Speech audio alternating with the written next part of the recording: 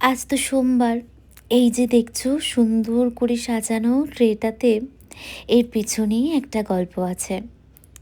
আজকের লাঞ্চটা ছিল ভীষণ সাদামাটা, আমার পছন্দের।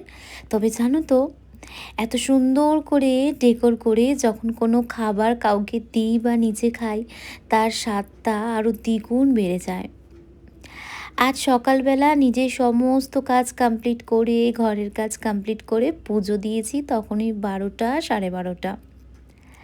আজ সকালবেলায় পুরো বাড়িটা একেবারে ধুনোময় করে দিয়েছি।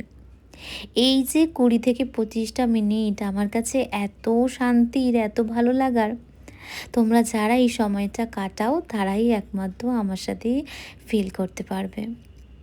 এই যে ট্রেটা দেখছো, এটা আগেরবার যখন মন্দারমণি গিয়েছিলাম অনেক কিছু মার্কেট থেকে কেনাকাটি করেছিলাম।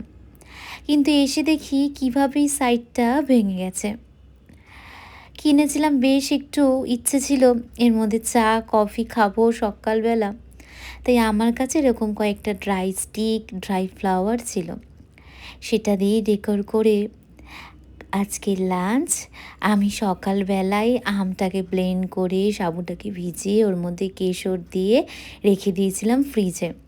জানি পুজো দিতে বেশ অনেকটা দেরি হবে, তারপর রেডি করব, খাবো, বেশ অনেকটা দেরি হয়ে যায় খেতে খেতে।